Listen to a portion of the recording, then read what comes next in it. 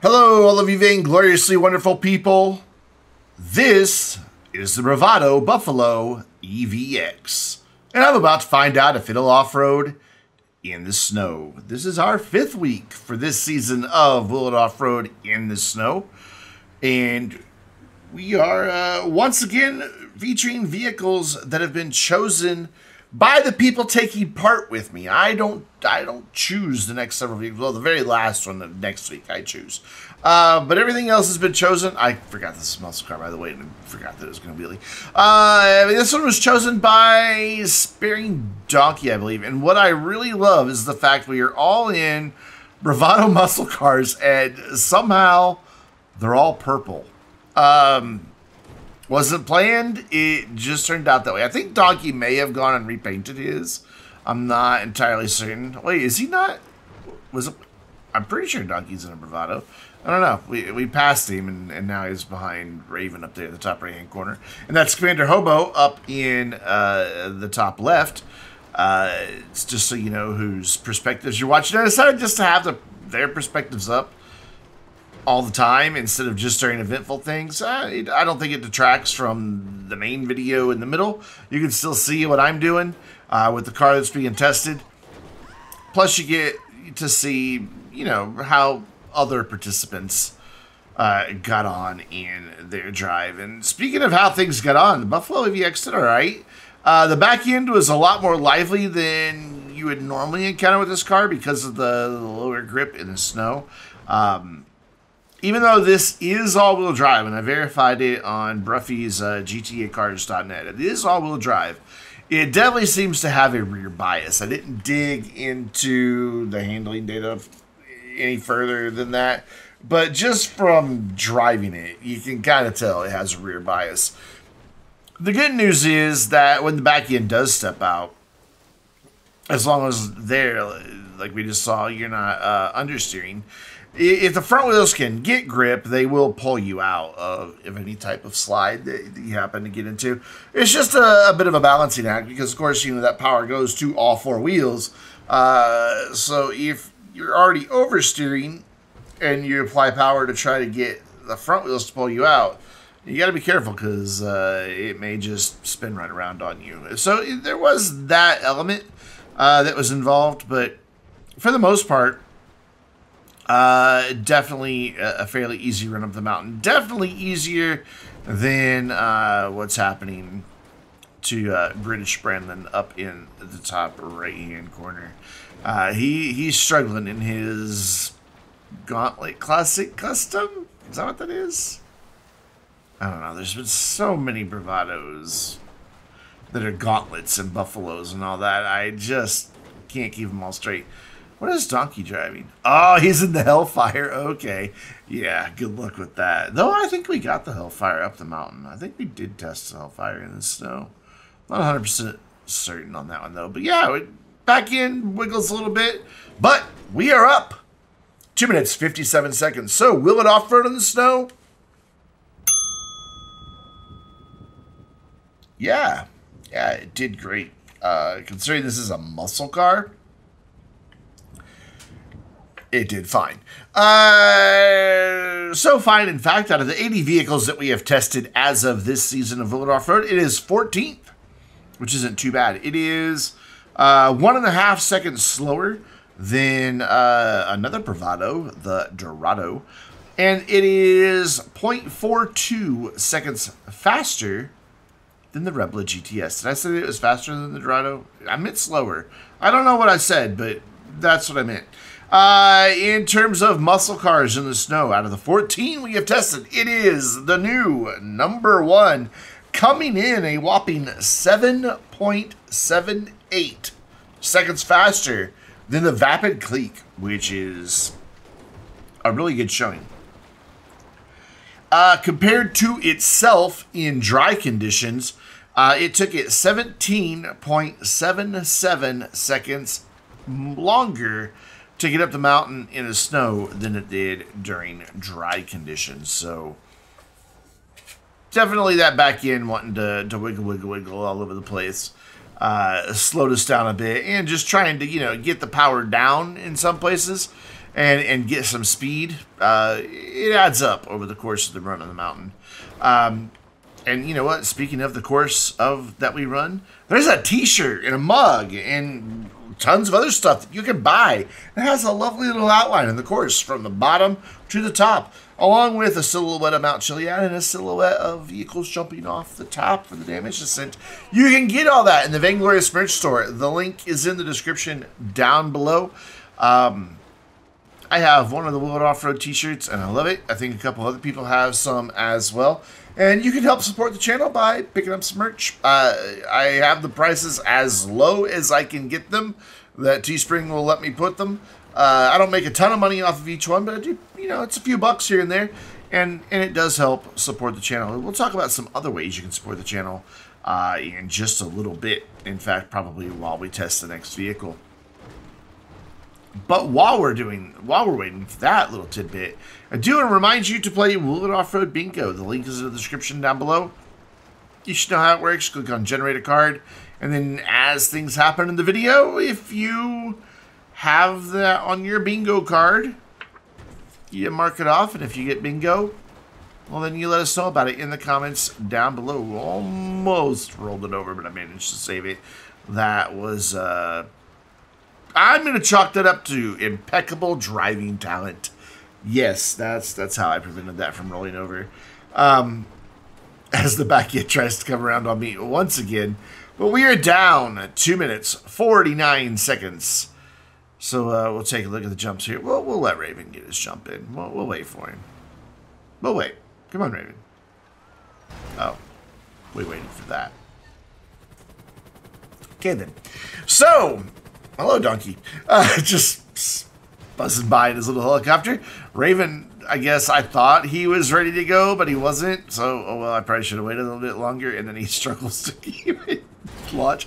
Raven has some rough luck in motor off-road sometimes, and it cracks me up. I mentioned it earlier that I like having the other perspectives, and I really do, because I'm typically out in front in these videos. It's kind of the nature of I'm the one recording the video, I'm the one testing, you know, please stay out of my way so I can get a good number, you know, and people generally respect that. So I never really get to see all the calamity that's happening behind me. And I've enjoyed. If I had 6 or 7 different perspectives, I'd probably find a way to put them all on the screen at some point or another. I would love it, and I would love to have you join us for all of our community videos. My car stalled, by the way. It's just not good. It's just rolling. I have no power at the moment. Ooh, criminal damage! I love criminal damage, and we did take part in it after this video. I think I came in 3rd. But anyways, we would love to have you join us. Just join the Vainglorious Discord server. And if you are playing the game that we're using for a community stream or a community video on the platform we play it, then you can join in on the fun. Absolutely would love to have you.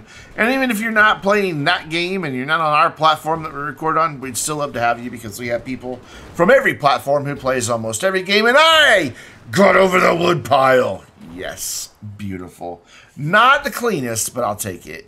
We're down 1 minute, 46 seconds. So let's take a look at the damage on the Buffalo EVX. All of the lights are gone. The right side windows are missing. Only on the right, though. It looks like maybe the rear, too. Possibly, yeah, the rear, too.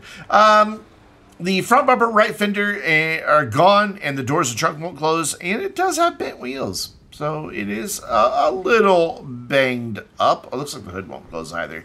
There are support vehicles from the front. I guess Donkey was about to blow something up for... yeah, he was about to blow everybody up, I think.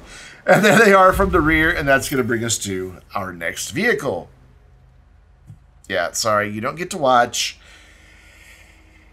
criminal damage footage, but... there is a way you can. Here it comes. I told you I was going to talk about channel supporters, but first, this is the Benefactor Schafter V12. I should probably introduce the car, yeah? And if you are playing World Off-Road Bingo, the B72Mo license plate thing can come up, and it's getting more and more rare, because that's the license plate I used years ago when my channel was called BRANDONBTYB. And then when I switched it to Vainglorious Gaming, I started using our in-game social club tag of BTYB on all my license plates. So it's rare to see a B72 Mo vehicle. This thing is fun in the snow, though. I had a lot of fun with this. It doesn't get the best time, though it doesn't do bad for what it is. You know, torque monster, rear-wheel drive. But I had so much fun with this car, getting this thing up the mountain, just because it is such a handful in the snow. It was great.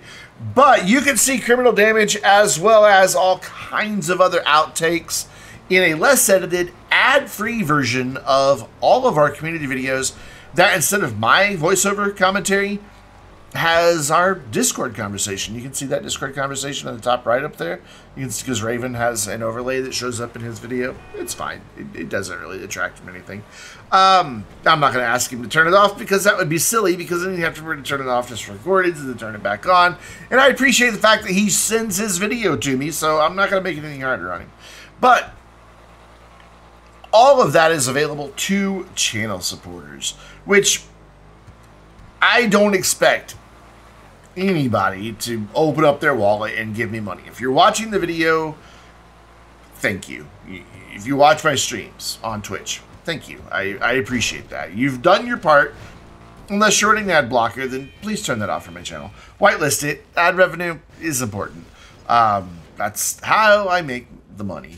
But if you're feeling generous and would like to support the channel above and beyond that, there are 4 ways you can do it, and all of them give you access to what we call the Vainglorious HQ on the Vainglorious Discord server, which is a channel supporters only area of the server that features a general chat room, a voice chat room, and then also a media channel where I post links to all the supporter-only videos. They aren't just the community videos, by the way. I do some IRL stuff and other things. And it's the best way to get hold of me, because it's the only thing on Discord that pushes notifications to my phone and that will make a notification alert sound on my computer are those channels. Everything else, good luck. I may eventually see, you know, the notification pop up if somebody mentions me or sends me a DM, but it's unlikely. But supporters, they have a channel that they can get in touch with me right away. So there's 4 different things that you can do. You need to have your respective service linked to Discord and be a member of the server. And then the first and the most obvious, right here on YouTube, become a channel member. Right there. There's a little join button. You can click that. There's different levels that you can choose from, but they all include mostly the same perks.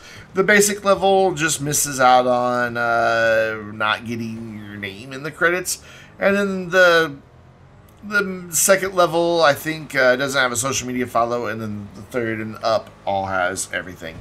And YouTube members get the added perk of early access to 100% of my videos. I upload them, and as soon as they're processed up to HD, they're made members only until their scheduled go-live date. And for some of those videos, that could be 6 weeks in advance, because I've gotten pretty far ahead in my production schedule. So you can see a lot of Vainglorious gaming content really early. Really, really early. The second way is be a Twitch subscriber over at twitch.tv/Vainglorious Gaming. Third, on Patreon, make a monthly pledge, patreon.com/Vainglorious. And fourth, on the Vainglorious Discord server itself, hit up the server shop and you can get a monthly subscription to the server, and that will also give you access to the Vainglorious HQ. I'm struggling here at the very end. Almost made it all the way to the top, and just couldn't quite get there. Just didn't quite have it. So once again, having to back up and do what I call the granny run. Get some speed. That's usually enough to get most cars up, and for the Schafter, indeed, we are up 4 minutes 36 seconds. So will it off-road in the snow? Yeah, I'll take a 4.5 minute, considering what that is. I'll say honestly, that's not even bad, considering, you know, how this is meant to, you know, it's supposed to be a high performance, you know, sedan made for gobbling up lots and lots of miles. Not something driven off-road, and definitely not something driven off-road in the snow. So, respect, Schafter V12, respect. You've done well. I've always loved the Schafter, and when the V12 version came out, it made me love it all that much more. But in terms of how it stacks up against the 80 vehicles that we have tested in the snow as of this season, it's 57th, so down there pretty low. It is basically a second, 0.98 seconds slower than the Tulip M100.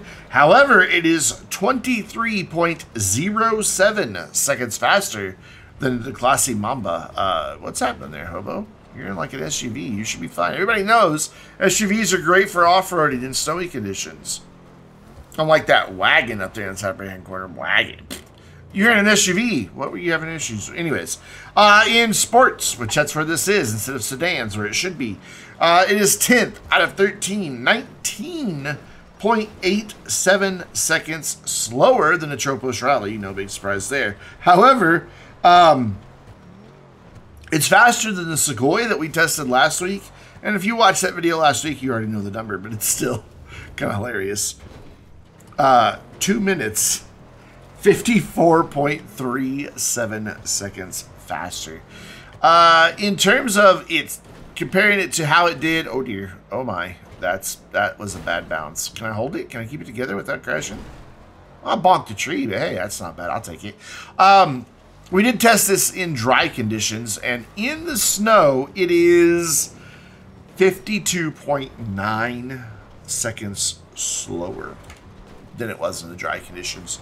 So, yeah, rear-wheel drive, lots of power, lots of torque, equals lots of spinning of wheels, and honestly, you know, gonna slow down, and also, occasionally, spin out, as we just witnessed. What has happened to Hope? I wasn't watching. I was reading off a note card. I have no idea. Somebody in the comments tell me, how did the Hobo get on the wrong side of the mountain in an SUV? It's funny, as I'm recording this video, there's a conversation taking place in the car chat channel on the Vainglorious Discord about how Hobo just said we've drifted really far from what an SUV is supposed to be. Yeah, it kind of cracks me up, and there he is in this video right now, struggling in an SUV and rear-ending somebody. So we'll catch Raven's jump, and then we'll just watch Hobo drive along the road, and then we'll go back to the top of the mountain to fling this thing off and see what type of damage it sustains. It's, you know, I'm surprised that that fall earlier in a control descent didn't do some damage, but we're about to now. Bonk. Though, so far, managed to land fairly flat. The front end looks like it is a bit bonked in from that incident with the tree, or that could have been when I hit the mountain a minute ago. But, oh my goodness! Look at the gathering of car parts that we have here. Like, seriously, it's like a swap meet, where there's just those tables of random car parts. Yeah, except ours are laying on the mountain. But, you know, if we gathered them all up, if we sent somebody, well, we'll send Sparing Donkey along with a push broom after we run and have him arrange them all on a table. And he's probably like, hey, why do I have to be? Because you're the youngest, and that's just how it works. But yeah, there's just massive amounts of car parts. I just knocked a door off of the Reinhardt that Raven's driving. It's been a thing, that's for sure. Wow, surprisingly no engine rattle. As many times as I've hit things head on with this car, I was really expecting there to be an engine rattle there, but nope. Maybe it's because there's not a whole lot of mass left on the car since I've shed so many body panels. Yeah, there's just not. I am astounded that there's no engine damage on this thing. That's why I keep getting quiet, just to see what it is. Whoop. Okay. That's fine. I'm upside down. It's okay. We'll fix it. There you go. Oh, hey, Hobo's back. When did that happen? Again, I wasn't watching Hobo's corner, so now he's suddenly here again. Okay. I guess, never mind, this is the damage, it's a whole different thing. We're down 1 minute, almost 59 seconds. Let's take a look at the damage on the Schafter. All the windows and all the lights are gone. The hood, the driver's door, rear bumper missing in action, though we did see them fall off. There is pretty significant body damage, and it has bent wheels. But that is going to do it for this week's Will It Off-Road. Thank you. Thank you very much for watching my silly little off-roading video. By the way, there's our support vehicles. There are tons and tons of things you can watch on YouTube. And you chose this, and I, along with the sheriff who's coming to arrest us all, greatly appreciate it. So, until next time, I'm Brandon, reminding you to stay vainglorious.